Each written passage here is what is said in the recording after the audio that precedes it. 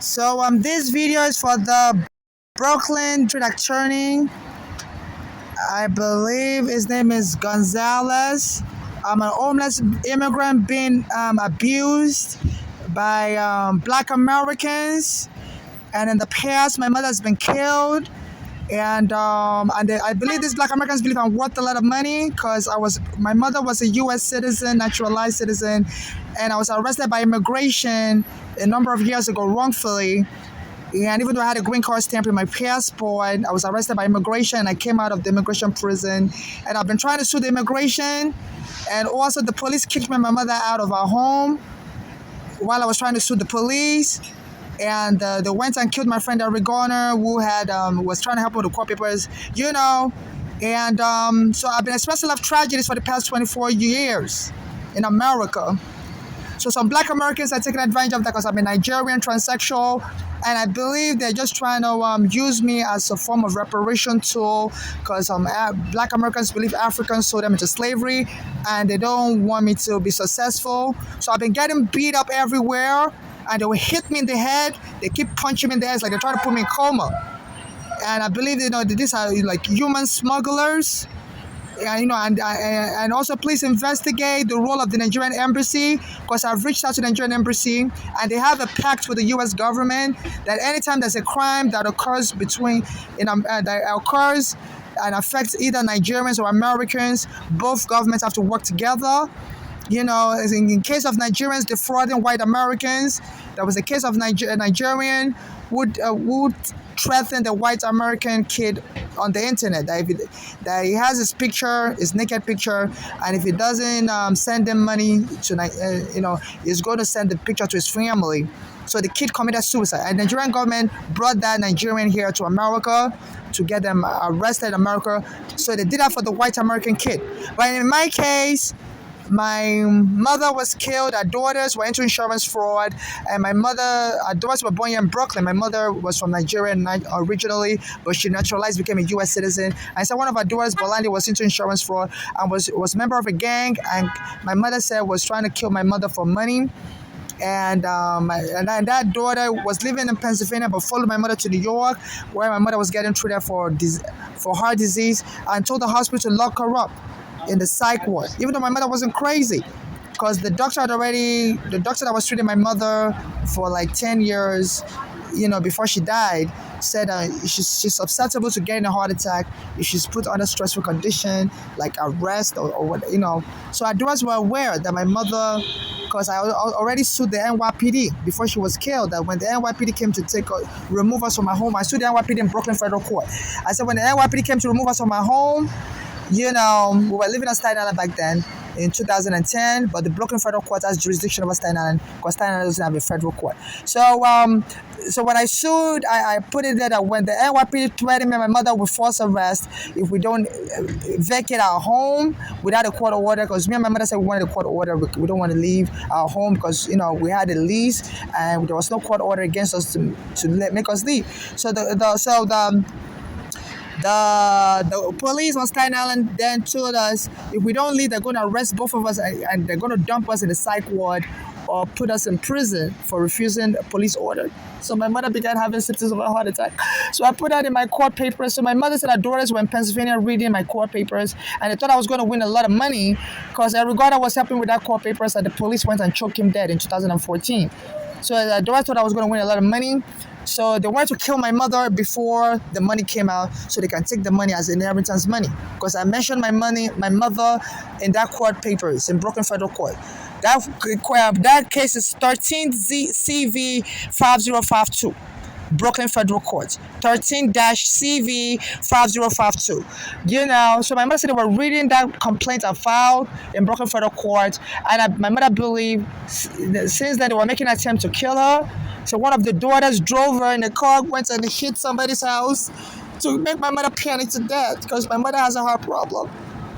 And my mother said she feels that daughter did it purposefully. A year before my mother was killed in Pennsylvania, the daughter's name is Flora. That same daughter ran me over with a car. When I just got released from immigration prison in 2000, ran me over with a car, and the other daughter called the police on me to lock me up in the psych ward said I had a knife. Diallo had just been killed in New York. So my mother brought me to America in 2000, and I was arrested by immigration. They said under the immigration law, I wasn't allowed in the country, even though I had a green card stamp in my passport. So there was a mixed up, and they were wrong. The immigration, so I got bailed out of immigration prison. So me and my mother, we were having a problem with our landlord then in 2000. So my mother took me to go to Pennsylvania. My mother tricked me. She kidnapped me. She had me follow her to New York because I was new in New York. I just came from Nigeria in 2000, and we were staying in a hotel. It got too expensive. So we were staying in a hotel in Staten Island. It got too expensive. So my mother tricked me to follow her on the Greyhound bus. Said she wanted to make a quick trip to Pennsylvania to get something real quick, and we're going to come back. So I followed her. We had a hotel room. We didn't even check out of the hotel room. So I thought we were making a quick trip to Pennsylvania and come right back. She didn't even tell me where we're going. And I didn't know my way. She didn't really tell me where we're going, So, but all of a sudden, we left Staten Island. I was following her, boom, boom, boom, boom. We got to Manhattan, boom, boom, boom, boom. Got on the Greyhound bus, boom, boom, boom, boom. We were in Pennsylvania. And I didn't want to live with adorers because adorers are violent. They beat up a white family in Pennsylvania. They had to arrest them. They had to arrest them in 1990. My mother make them. My mother was living in Nigeria, but she sent them to live with a white family because they said that Doris Bolani and Frost said they didn't like Nigerian anymore. So my mother sent them to live with a white family in 1990. And by the time they got here, within a few months, they beat up the white family, dislocated the bone. They had to have them arrested. So they had a very violent history. They were very violent, so I didn't want to stay with them. So, but my mother was tired of paying hotel room, in 2000 in New York. So she felt I don't have a house. Even though they are violent, she wanted to trick me to go live with them. So she knew I didn't know my way around. So I was new in New York. I didn't know my way around. So she told me to follow her. So I followed her from Staten Island and we got to Manhattan. She didn't tell me where we're going. We got on the Greyhound bus. I didn't know what the Greyhound bus was. I didn't know. Until I saw the bus, we just kept driving. I arrived in Pennsylvania. She told me it's going to be real quick. She just had something to pick up. So when we got to the house in Pennsylvania, so my mother was like, she has to go somewhere. I should stay in the house. I know. I said, I'm going with you back to New York. She told me we're just going to come here. We didn't even going back to New York. So I got in the car with her. So the daughter, Flora, told me to get out of the car. So no, so you can't be in the car. This is my car. That's Flora. She told me this is her car. So as I was trying to get off, she speed off and ran me over. So I was able to get back into the car, and ran me over because my mother pretended like she was about to get off with me also. So I was like, cool. So I was like, so my mother said, okay, because that first said she didn't want me in the car. So I was thinking she was trying to drive my mother back to New York, and I thought I was supposed to go with my mother back to New York. So my mother pretended like she was about to get off the car. So I got off also. So my mother didn't get off fully. She locked the door. And before I could fully get out, the Flora sped off. And I fell down on the floor. She ran me over with the car. I was bleeding and everything. Then the other daughter, Bolale, called 911 right away. While I was bleeding, said I had a knife. I was attacking everybody. So the Pennsylvania, they sent the police because Diallo had just been killed. So they thought I was another black person harmed with a weapon. And they took me to the psych ward, Mercy Hospital in Pennsylvania. Locked me up in the psych ward for so many days. I was telling them I have an immigration case in New York. I was kidnapped here. So the hospital said they don't believe me. That my mother's daughter, Bolanle, told them that I was just psychiatric. I don't have an immigration case. I was just imagining the immigration's chasing me. So the hospital said, we're going to increase your medication because So I called my lawyer in New York. And the hospital thought I was really crazy because I didn't really remember the phone number for my lawyer. So I was just calling phone numbers in New York and I was telling them, can you please help me call my lawyer? I need the phone number for my lawyer, DiPietro. So the hospital was like monitoring my phone because they were like, you're really crazy. You're bothering everybody on the phone in New York saying, but all of a sudden I was able to remember the phone number of my lawyer. So I called them and he picked up the phone and the hospital was listening in on the conference call. And I told them, look, I'm locked up in a psych ward, and my mother was lied. And he spoke with the doctor that I wasn't crazy. I really have an immigration case. So the hospital apologized to me. They said that the daughter Bolani was lying to them all along, that I was crazy, that I didn't have an immigration case. I was just imagining that I had an immigration case, and they should increase the psychiatric medication. So she was just trying to get me deported in absentia, because if you miss your court hearing, you're good there, an order will be issued for your deportation. Actually, the daughter had an immigration case, because when I was arrested in Queens JFK Airport in July 2000, I was calling the daughter, Bolanle, because she was born in Brooklyn, she has a U.S. passport, and people told me in the immigration prison, the immigration told me if I know anybody that's a U.S. citizen, they can file my bail and get me out of prison early. At that time, my mother only had a green card. So they said, they said if you have a U.S. citizen family member, the immigration, consider the U.S. citizenship a higher status than a green card. So my mother hadn't naturalized then; she was just a green card holder. So I was calling my mother's daughter, who was born in Brooklyn. I was calling her on the phone. That the immigration agent told me, the arresting officer told me I could file for bail. That if I have a U.S. citizen family member, that the immigration, they consider that a higher status for bail. So so I was leaving phone messages for my mother's daughter, Bolanle. I was calling her from the prison, and she wouldn't pick up the phone. And she later told me she was hearing all my messages, but she just didn't. She wasn't interested in helping me. As a matter of fact, she was coming to Queens to shop, where I was locked up from Pennsylvania, but she just didn't know how she could help me. So she was just so cold blooded. But eventually I got out of it. So she wasn't in a hurry to get me out of the immigration prison. She didn't care. All she cares about is herself, and she believes she can play people to gain the war for herself. So I spent a longer time in immigration prison, and I was finally released. And because there was immigrant influx in 2000, people kept coming in, because 2000 was the millennium year, and the Congress was saying they were going to pass an amnesty. So the immigration prison got flooded. So the immigration decided to let me go on my own, because the immigration, like what we're having now, the whole country was flooded. The Wakinot prison in Queens was flooded with immigrants in 2000. So they decided to let me, in the middle of the night, they said, we got to let you go because we need the space. And they just basically kicked me out on the street in the cold, like an animal. They treat me like an animal for 24 years in America, And as soon as I got out of the prison, I went to stay with my mother on Staten Island. The landlord kicked us out. So we're staying in a hotel. Within a few weeks, I got out of prison. Because the landlord was like, you didn't tell, the landlord was like, who's this person? You didn't tell us you had a child, this is a lie. We can't have you, stay here. Based on our family status. The landlord just kicked us out, because they wanted only a single person, and I was in Nigeria, but my mother brought me. But I guess my mother didn't seek the permission of the landlord, so they treated us like an animal for 24 years all over America, me and my mother. So the landlord booted us out. So we're staying in a hotel, and my mother got tired, so she tricked me in 2000 to leave the hotel with her. It was called the Richmond Hotel near the Staten Island Ferry. So, and I didn't know where we were going, and she said, no, just follow me, and we got to Manhattan. I didn't know where Manhattan was.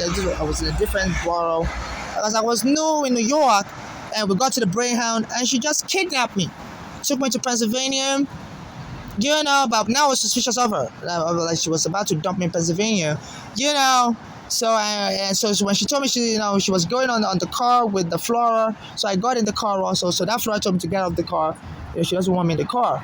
So I told her I'm not leaving the car, because I was kidnapped. I don't know anywhere about Pennsylvania. My hotel room is in New York. My property is in New York. So I said my mother kidnapped me, so I'm going back with her to New York.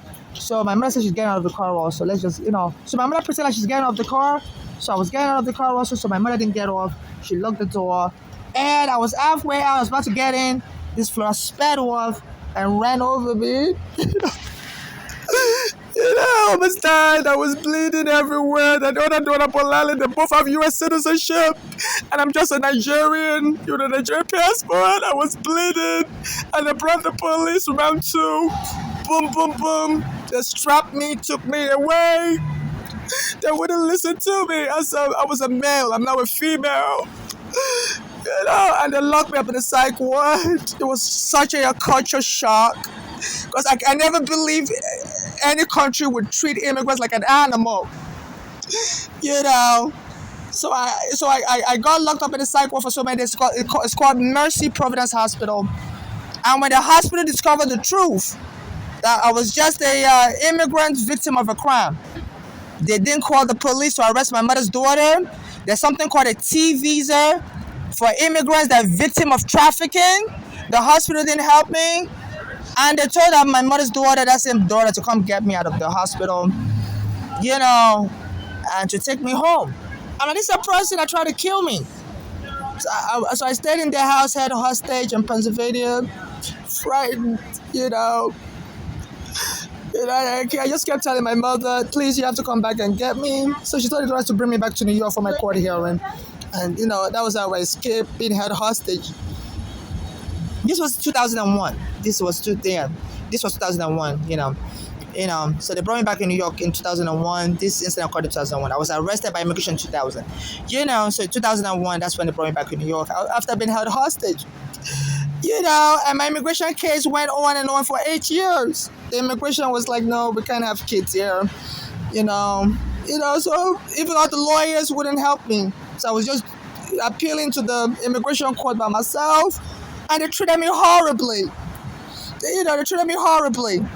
So now my mother said her daughters have graduated from kidnapping an immigrant, from running me over with a car, to now killing people for money. So they're part of a gang. And in 2015, they did the same thing to her. When they discovered my mother had a heart disease, and that she could get money from the NYPD from booting us out in her home in 2010, and then Uganda was trying to help us, and the NYPD choked him dead. So in 2015, when my mother was suffering a heart attack, our daughters came from Pennsylvania to New York. And the same lie they told on me, told the same lie on my mother. That they should forget about the heart attack, that my mother's crazy, that they should stop the heart treatment and lock my mother up in the psych ward. So the hospital strapped my mother up, Bellevue Hospital, Manhattan. Even though my mother could speak English, they said, woman, your daughter said you're crazy, you have to come with her to the psych ward. And my mother was telling them, my mother passed the mental health test. But our daughters were able to use their U.S. citizenship because they speak with an American accent. My mother spoke with a Nigerian accent. So they were able to bully my mother and had her move into the psych ward because they know my mother was somebody, if you provoke her, she will fight you. So they saw she was in a terrible condition to fight, so they set her up, gaslight the hospital to believe she was crazy. So the hospital, so the doctor told me, Dr. Mohammed in Bellevue Hospital, told me that as they were taking my mother to psych ward, she was resisting and she collapsed. And somebody told me she was still trying to open up her eye, but they covered her with a white sheet and declared her dead. And the daughter said they don't want an autopsy. So Bolani and Flora killed my mother, 14 years after telling the same lie about me, locking me up in the psych ward in Pennsylvania. 14 years later, in Manhattan, New York, locked my mother up in the psych ward, got her killed. They almost got me killed. So now my mother was telling me they were part of a notorious gang, and they were trying so many things to kill my mother within 1 year because she left New York in 2014. She got tired of being in the shelter, because she said all of a sudden the shelter threw out my mother. And she believed, somebody must have, told them to throw her out of the shelter in Staten Island to force her to come to Pennsylvania so they could kill her. And I believe it was her daughter. So her daughter was like, find out everywhere she was. And my mother said her daughter was part of a gang. My mother said all of a sudden the shelter she was in Staten Island told her that she can no longer be in the shelter. She has to go to the hospital because she says, she has a heart problem and stuff. She has a high blood pressure, So they called the ambulance to take her to the hospital. So my mother said she didn't want to go she didn't like the way the shelter was treating her, discriminating against her. So instead she told them no. And she decided to go to Pennsylvania instead, And that's when the daughters, she said, my mother said anytime she was staying in Pennsylvania with her daughter, one of the daughters drove her in the back of the car, went and hit somebody's house, the floor. And my mother said that floor was, that same floor was the one that tried to run me over with the car, in 2001. And I was left bloody. So she did the same thing to my mother, drove her in the back of the car, and went and hit somebody's house, and the ambulance has to come. And my mother said she felt that the floor did it intentionally. Then Flora's husband, who was a U.S. military, said my mother said one day that husband was trying to beat up my mother and was running towards her, about to hit her. But he was a hefty guy. My mother said he was just trying to scare her for nothing, like he was trying to get her to die. And she didn't die, so my mother fled to another daughter's house, Bolanle. And he said, my mother said that daughter, Bolanle, anytime she eats the food in that daughter's house, my mother said she started having symptoms of a heart attack. Like that daughter was a Uber driver. No pun intended. I don't mean to disparage Uber. My mother said that daughter drove for Bolanle, drove for a car company. I don't know if it's Uber or not, because I never spoke with that daughter after she got me arrested in the psych ward. So I never follow up with her. So my mother said that daughter was driving a cop service car. I don't know if it's Uber, or not. So my mother said, so that daughter was poisoning my mother Bolanle with like anti-freeze car fluid. So my mother said anytime that daughter gave her food to eat, she would start having symptoms of a heart attack. So when my mother started having symptoms of a heart attack in 2015, my mother fled, got on the Greyhound bus to come to New York. On the bus, she had a heart attack. And the bus wanted to pull over in Jersey. My mother told the bus to keep driving. So the bus jumped her in Port Authority, 42nd Street. My mother collapsed on the floor. And they took my mother to Bellevue Hospital, Manhattan. This is a true life story. This is not a horror movie. They took my mother to Bellevue Hospital, Manhattan. And the daughters called my mother and asked her where she was. My mother said she's in the hospital. But she didn't tell the daughters where the hospital she was in. Said the next day the daughters appeared in the hospital. And my mother was wondering, how did the daughters find out what hospital?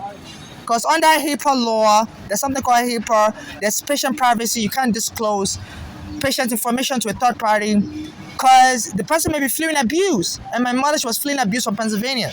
So she wanted to come to New York. She wanted to get properly tested because my mother was afraid that her daughters, they being American citizens and speaking with American accent, and they've lived in that Pennsylvania for so long, and they used to work in the hospital system. Both daughters work in the hospital systems in Pennsylvania.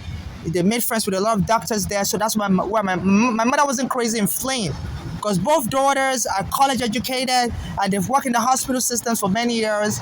So, and there's only one big hospital there, and they knew everybody in that hospital. Daughters, knew people in Pennsylvania, went to church in Pennsylvania, they've lived there, went to high school there in Pennsylvania. So my mother was trying to avoid, where she'll be set up.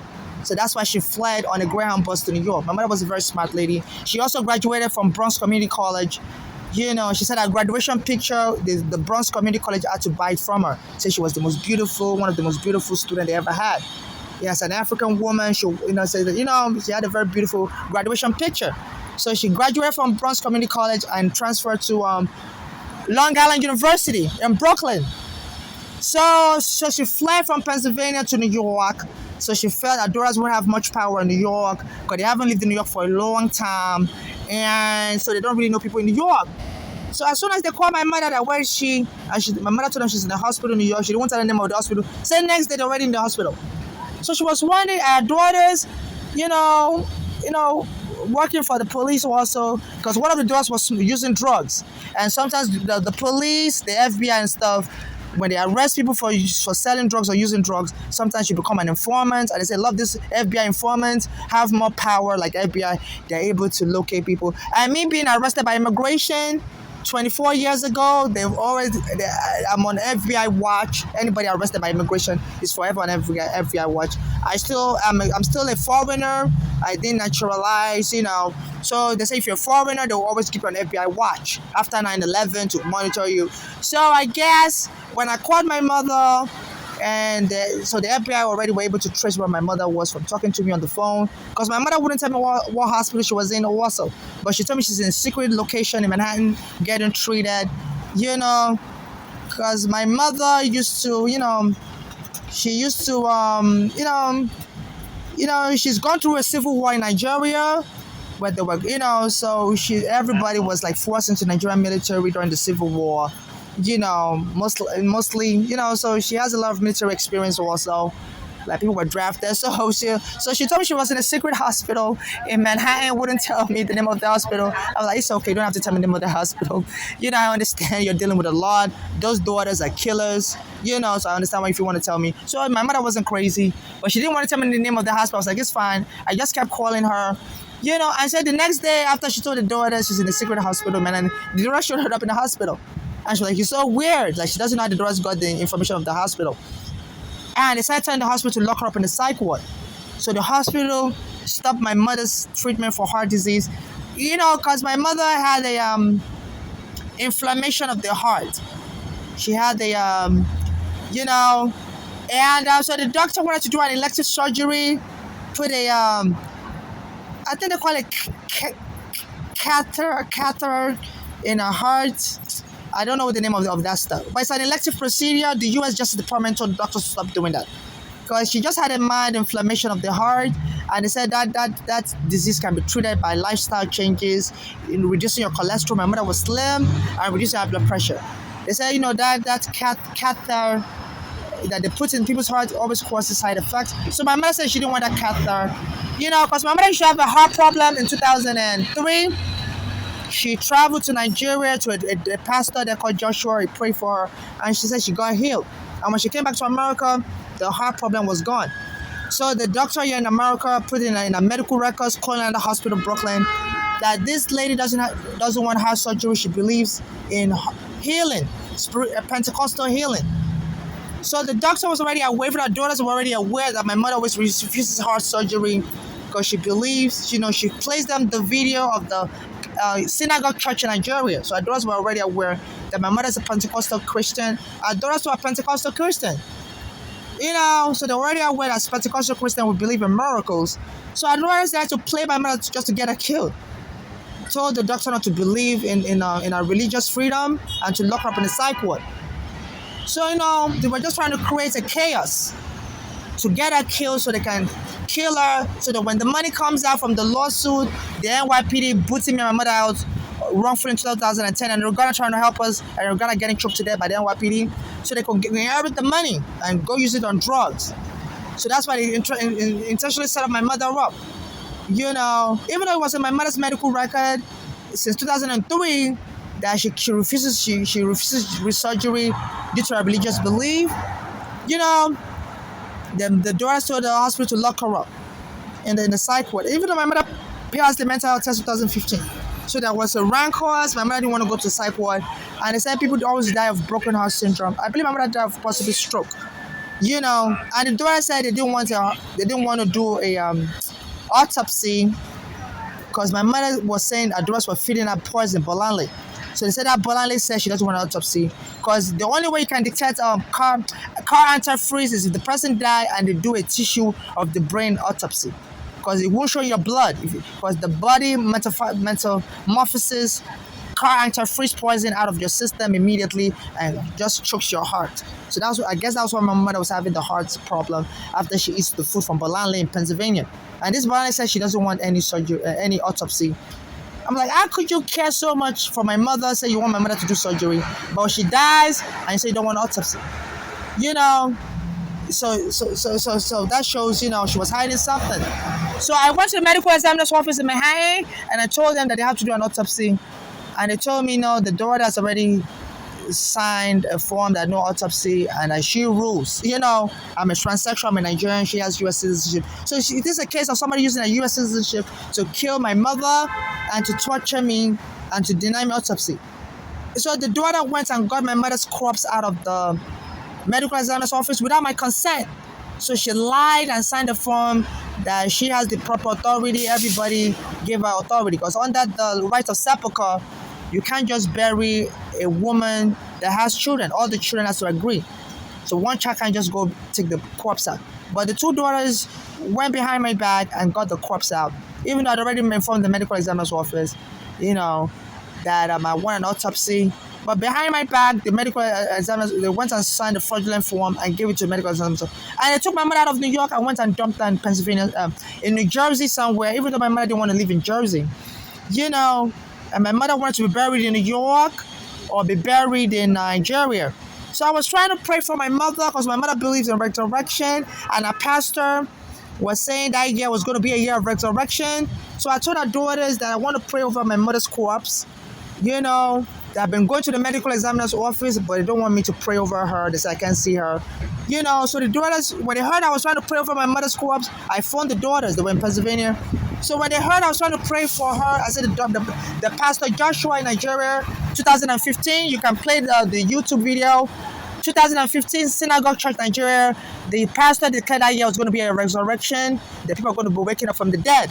So I told our daughters in Pennsylvania that I wanted to pray over my mother's body, that my mother believes in resurrection. And my mother was really saying, I was telling my mother about it, that the pastor Joshua, you know,